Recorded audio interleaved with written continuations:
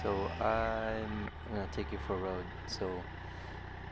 Whenever there's sunny days in Seattle, I always try to make sure I get to ride as much as possible, as long as I don't have to carry anything back in the office. But today was a perfect day in Seattle. It was nice and sunny, beautiful day. However, you get crazy people, drivers as well. And man, oh man, the traffic in Seattle sucked so bad today. Um, but it is what it is, and so I edited out some of the videos that was me sitting in traffic. And it was in Seattle, if it's 80 degrees to us, it's pretty hot. So, and this is one of those days. So sitting in traffic, smelling all those fumes around you, and at the same time in the hot weather, and your bike starts to get hot as well. So luckily I wear a t-shirt, although I don't recommend to wear t-shirts and riding all the time. But I needed to wear a t-shirt because it's getting so hot.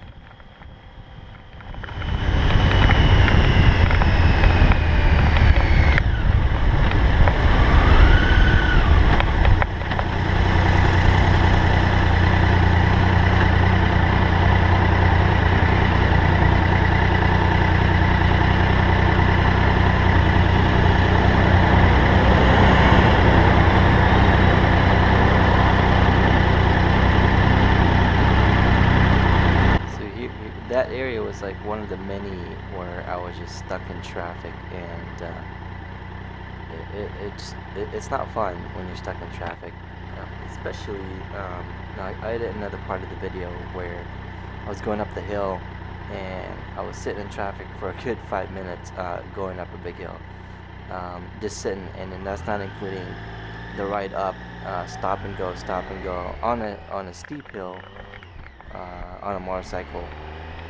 And it makes it real difficult. So any riders out there that currently lives in the Northwest, you guys have any ideas on a good place to ride? Come and share, leave some comments, and I'd love to check it out. I know that I rode through Issaquah, and some town down that area, but it was a good ride. Nice small little twisties, and pretty open. There's not a lot of cars. However, going through some of the farms and the open fields, you never know what comes across you. So be careful out there. Again, this is my first motorcycle diaries this year. Hopefully I'm able to record some more and get some riding weather.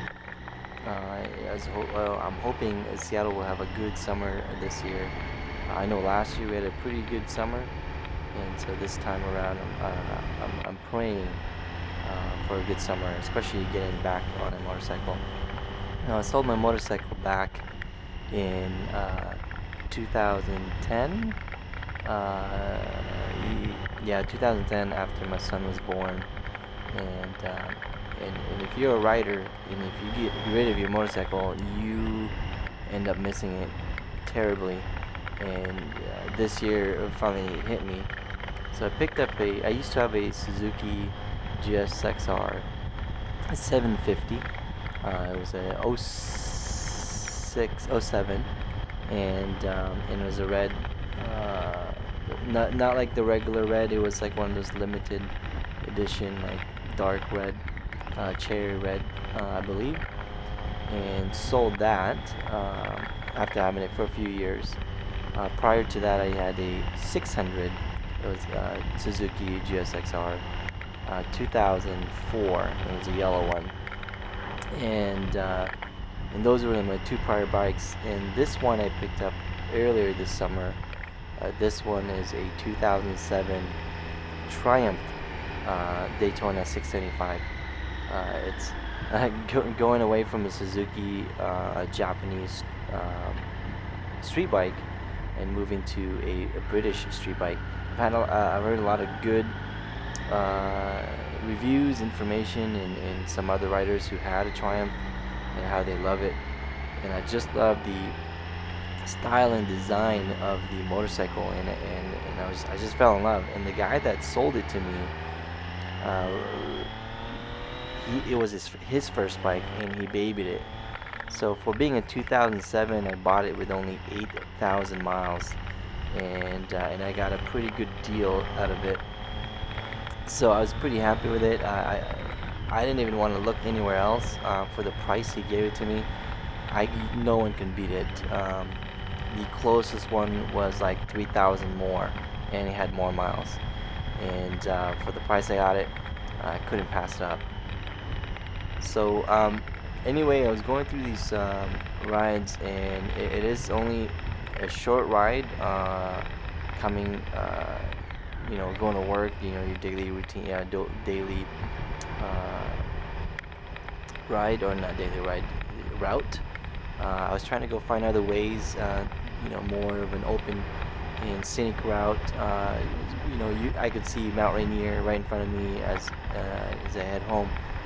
But you get all the other drivers as well heading home, and they just take up a lot of space. They don't pay attention to what they're doing, because although Seattle has a lot of motorcycle riders out, but as you know, in the Northwest, it tends to rain more, so you don't see them for a good amount of the time in the year.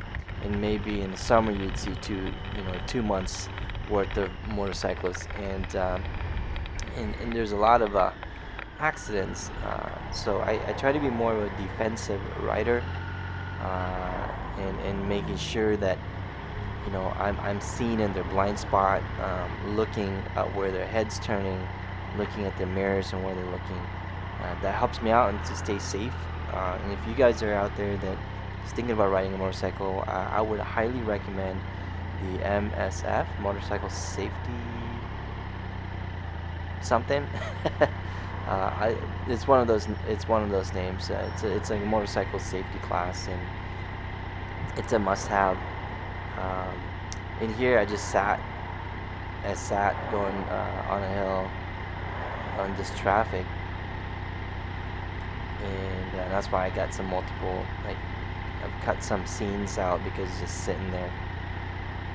So anyway, back to what I was saying, just being safe and continue to stay safe, all the other riders out there. And if you're a driver watching this, keep an eye out on us, because we don't get seen very easily, especially that big truck right there, right next to me. It's easy, he could easily not see me depending where I'm at in his view. See, he's changed lane. Luckily, it's made sure I pulled up right in front of him where he can see me, rather than his blind spot. Now moving back to the motorcycle, I really enjoy it. I have it's pretty much stock. The only thing that's changed is the seats.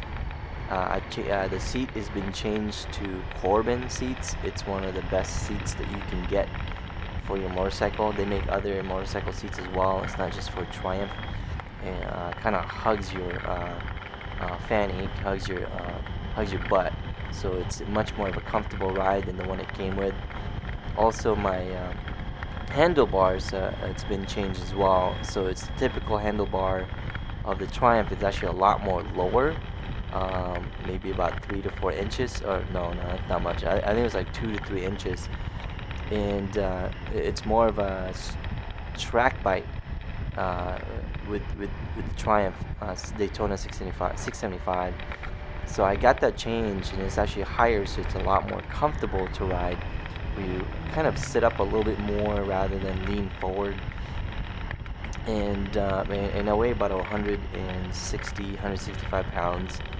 So the bike was perfect. It feels good between your legs, and it's pretty thin. So if you guys are looking at a motorcycle, coming from someone that ridden R1s, R6s, and all the Gixxers, and the Ninjas, the Kawasaki, I really love, and I love the feel of the Daytona. The difference is, though, however, no, I'm no expert in this. I'm just based on my experience.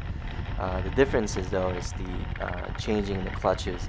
It's not as smooth as I was used to with my Gixxers, as well as the Yamahas.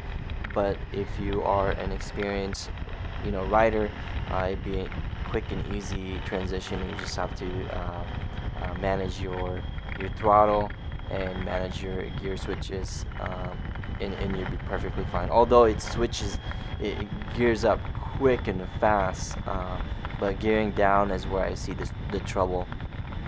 And I'm using the GoPro Hero 3 Black Edition to record this, and I use a suction mount and just mount it at the front. And my helmet is a Shoei helmet, or Shoei. I don't know how you want to pronounce that. Correct me if I'm wrong. I've been pronouncing for years for Shoei. And yeah, just enjoying the ride. Besides doing motorcycle rides, I do some other YouTube videos, kind of random YouTube videos, anything that I can get a hands on, that I enjoy doing and sharing. If you guys want to see my other videos, check them out. I was doing tech reviews and kind of got bored of that. It got a little bit more expensive, and I don't do it professionally. So whenever I get a hands-on with one, I try to do unboxing and my take on it. I do work as an IT manager, so I'm exposed to technologies. And now I've been back to gaming, so I did a bit of console gaming. I try to include my kids in some of those kid games, and I've also discovered DayZ, and DayZ is just such a phenomenal game, although it's alpha. So I've been playing with that. So anyway, that's all it from me, guys. I just want to say thank you for riding along with me on my first motorcycle diaries, and hopefully we'll get a good riding season this year, at least in the Pacific Northwest. And if you like some more, hit those likes and leave me some comments and tell me what's a good riding spot. Show me, I don't know, send me maps of where to go, the tracks you've taken. I will try to do more of a GPS. I have a Garmin, I keep saying because I don't know what to say. I have a Garmin watch that I can turn on, so I can put some GPS, so kind of track of what good riding areas. I'll start doing that on weekends when I can. So anyway, enjoy the weather as much as we can here in the Northwest, and thanks for watching, and I'll see you guys on my next trip.